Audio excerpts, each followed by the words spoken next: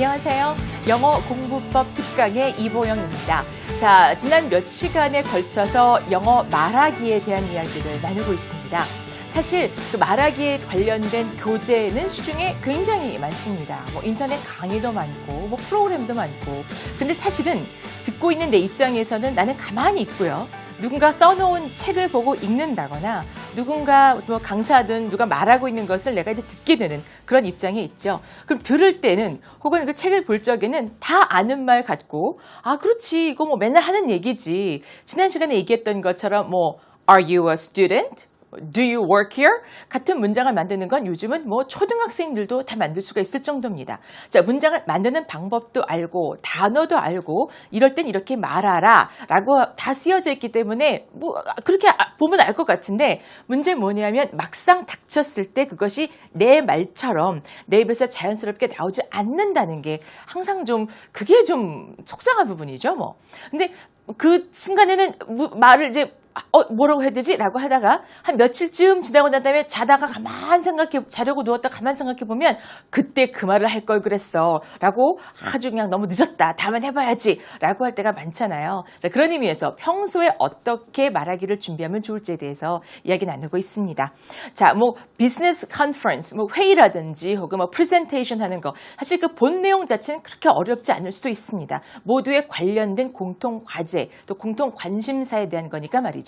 근데 정작 가장 힘들어하는 부분은 막상 비즈니스 회의나 학회나 무슨 여러 가지 관련된 업무를 하기 직전 프레젠테이션이라든지 그 직전이나 직후에 나누게 되는 간단한 스몰 톡이라고 하는 게 그 부분이 참 힘들게 만드는 부분이라는 겁니다. 각종 스포츠에 대한 얘기, 여러 가지 그런 정치, 사회, 경제 관련된 얘기를 하게 되는데 내용은 아는데 입에서 안 나온다. 자, 그 모든 것 전에 어떻게 하면 자연스럽게 이 사람과 이야기를 틀 수 있는 그 단계까지 갈 수 있을까요? 자, 오늘은 지난 시간에 이어서 사실은 피해야 할 말에 대해서 알아보겠습니다.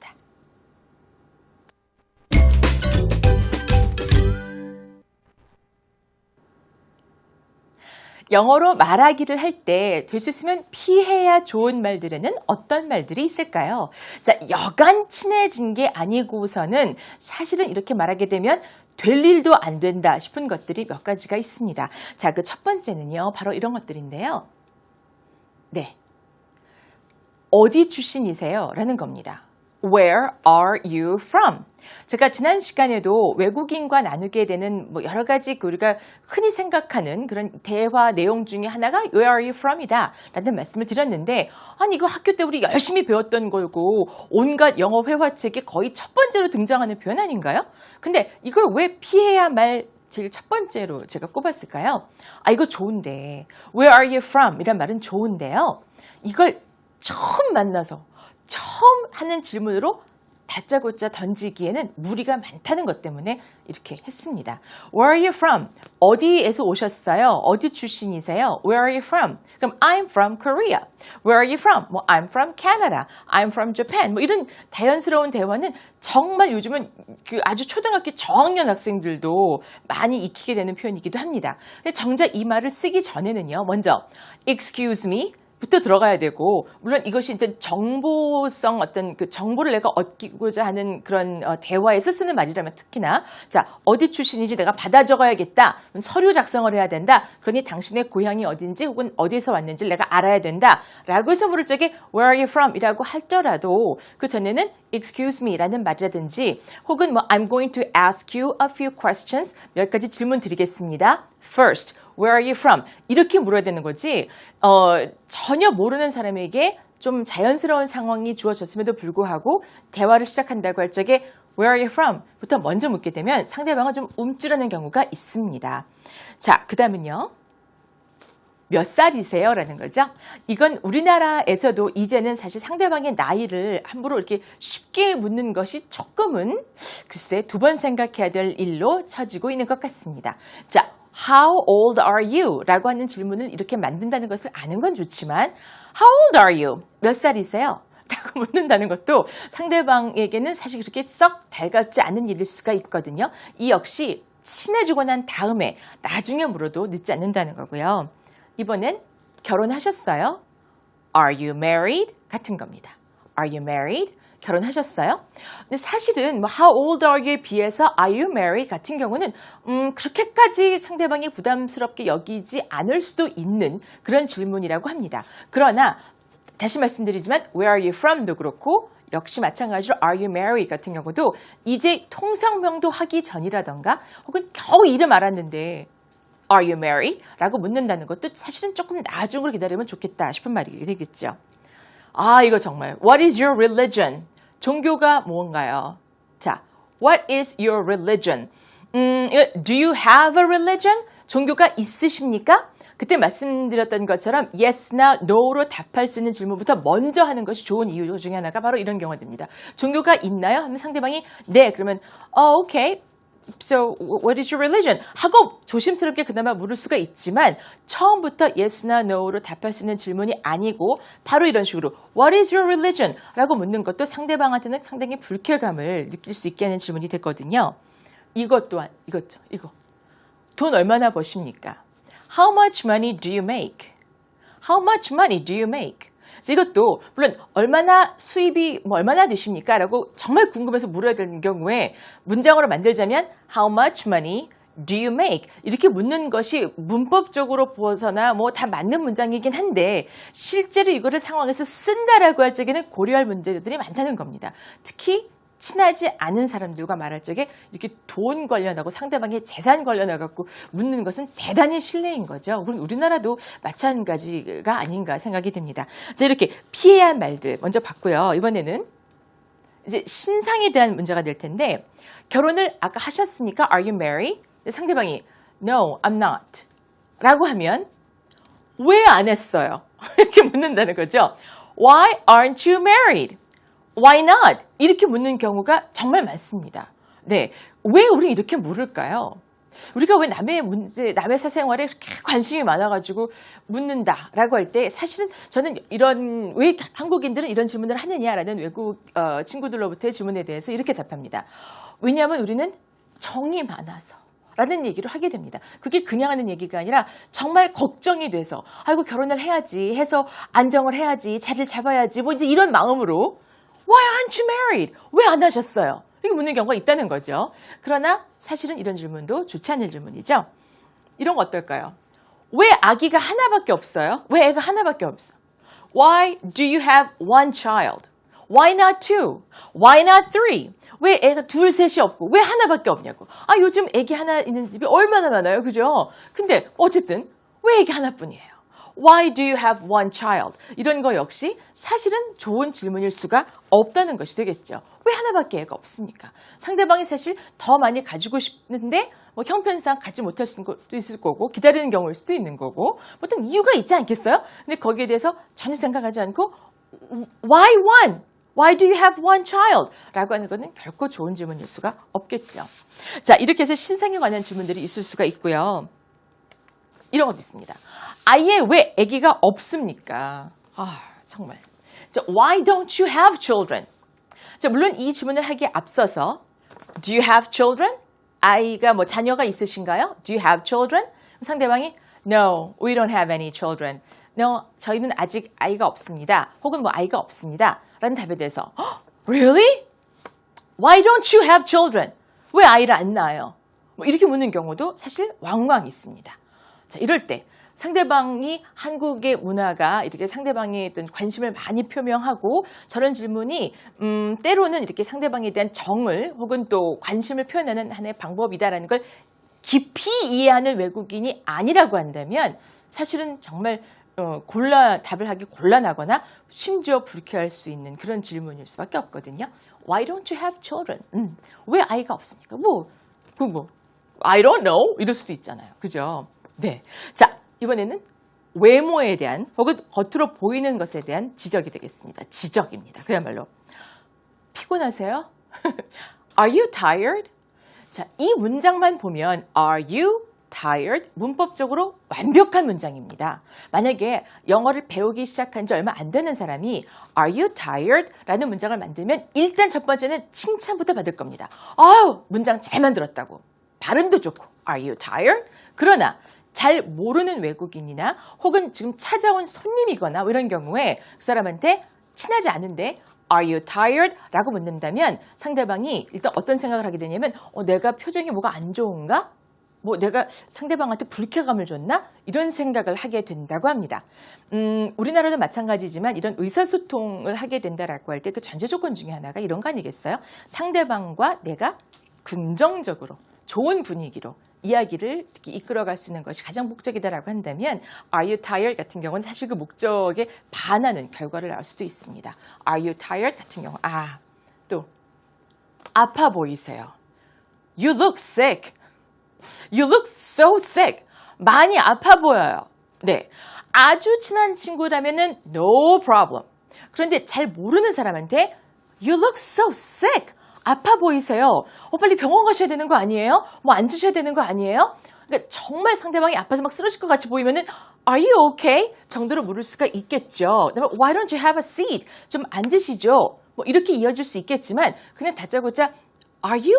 I mean, you look so sick. 라고 말하게 된다면 상대방은 역시 조금 좀 내가 감추고 싶었는데 얘기를 했나 보다. 상대방이 먼저 말하기 전이라면 특히나 안 좋겠죠.